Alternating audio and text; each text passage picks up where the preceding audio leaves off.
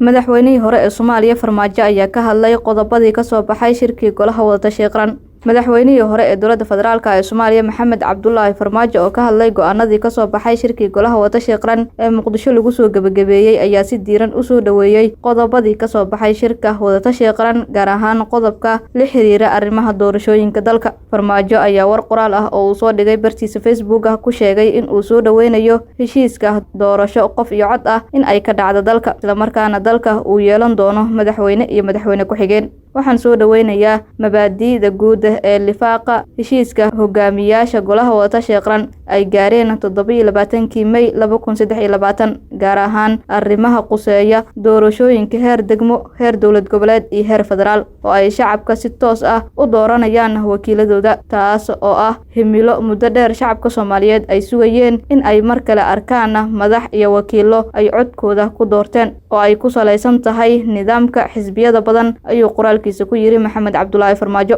Waxa kale oo uu tilmaamay Maxamed Cabdullaahi Farmaajo in dhammaan go'aanadii ka soo baxay madasha Wada-tashiga Qaran in ay yihiin qodobo masiiri ah, si toos ahna u taabanaya dastuurka, isla markaana wax ka bedelaya qaab dhismeedka dowladda Soomaaliya. Sida ku cad qodobada lifaaqa heshiiska Golaha Wada-tashiga Qaran, waxa uu xambaarsan yahay qodobo masiiri ah oo si toos ah u taabanaya qodobo dastuuri ah, waxna ka bedelaya haykalka ama qaab dhismeedka dowladda Soomaaliyeed. Sidaa daraaddeed, waxaa lagama maarmaan ah nidaam kasta oo loo guurayo in uu noqdo mid loogu heshiiyo waqti heer qaran ah wada ogol, ayuu yiri Madaxweyne Maxamed Cabdullaahi Farmaajo. Inkastoo uu soo dhaweeyay Farmaajo qodobadii ka soo baxay shirka Golaha Wada-tashiga Qaran, ayaa haddana waxaa xusid mudan in qaar ka mid ah siyaasiyiinta ay ka soo horjeesteen qodobadii ka soo baxay shirka Golaha Wada-tashiga Qaran, kuwaas oo sheegaya in madaxda dowladda federaalka ah iyo kuwa dowlad goboleedyada ay doonayaan muddo kororsi.